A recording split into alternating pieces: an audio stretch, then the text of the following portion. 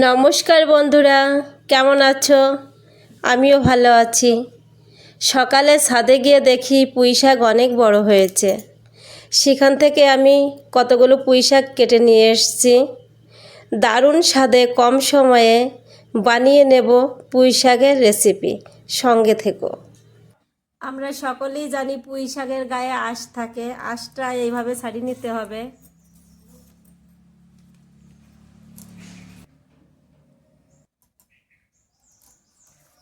এইভাবে ছোট ছোট করে পিস করে আমি সবকটা শাক কেটে নেব। শাকগুলো কাটা কমপ্লিট। এবার আমি ভালো করে ধুয়ে নিচ্ছি। আমি এইখানে নিয়েছি রুই মাছ, একদম জ্যান্ত ছিল মাছটা। মাছ ভাজি করার জন্য এইখানে নিয়ে নিচ্ছি লবণ,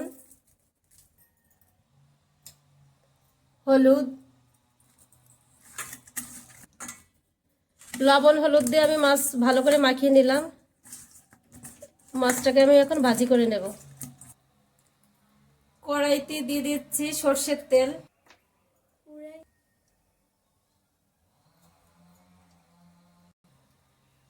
তেলটা ভালো করে আমি গরম করে নিয়ে নিলাম। এখন মাছগুলো দিয়ে দিচ্ছি। অনেক মহিলারা আছি আমরা, যার যার কর্মক্ষেত্র নিয়ে ব্যস্ত থাকি। আমি তাদের জন্যই রেসিপিটা করছি। সব মশলা সব সবজি থাকা সত্ত্বেও আমরা ঠিক করে রান্না করতে পারছি না। সহজ পদ্ধতিতে খেতে দারুণ স্বাদ। আমি সেইভাবে এই রেসিপিটা বানিয়ে দেখাবো। আজ আমি সুন্দর করে ভেজে নিয়েছি, দেখো একদম লাল করে।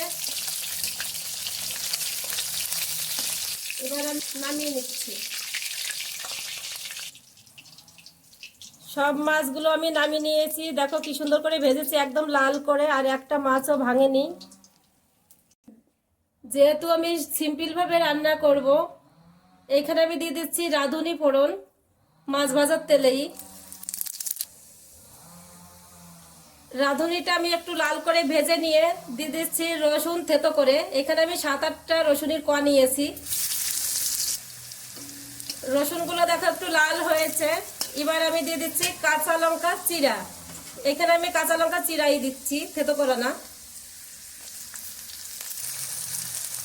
দেখো রসুনগুলো কি সুন্দর লাল হয়েছে, লঙ্কাটা একটু হয়েছে ভাজা ভাজা। এবার আমি দিয়ে দিচ্ছি পুঁই শাক।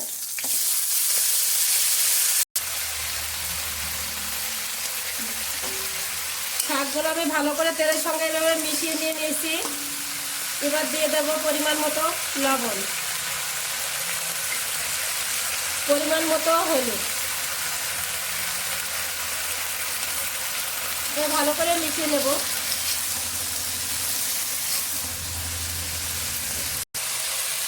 এবার আমি 2 মিনিটের জন্য ঢেকে দেব। আমি 2 থেকে 3 মিনিট রেখে দিয়েছিলাম। এবার দেখিনি কতটা হয়েছে।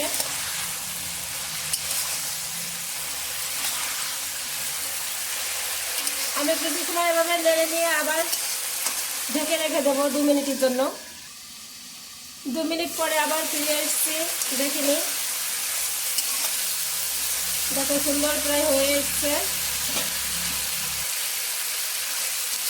শাক কিংবা সবজি কষানোটা সুন্দর হলে সবজিটা খেতে দারুণ হয়। আমার কষানোটা হয়ে গেছে কমপ্লিট। এবার আমি জল দিয়ে দিচ্ছি পরিমাণ মতো।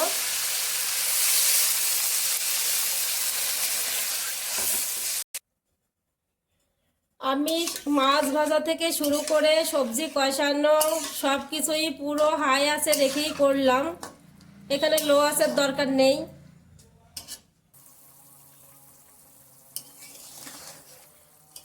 তোমরা চাইলে এখানে আলুও দিতে পারো। আমি আলু দিইনি, আমি শুধু পুঁই শাকটা দিয়ে করছি। পুঁই শাকটা দিয়ে করলেও দারুণ লাগে খেতে। একদম সিম্পল একটি রেসিপি। ডাটাগুলো প্রায় হয়ে আসছে, এখনো পুরোটা হয়নি। এবার দিয়ে দিচ্ছি আমি মাছ।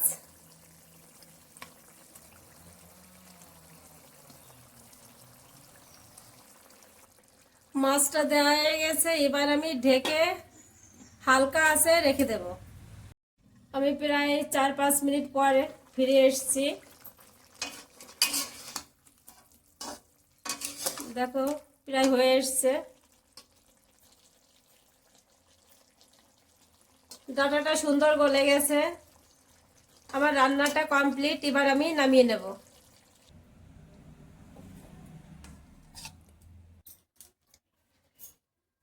পুরোটা সবজি নামিয়ে নিয়েছি।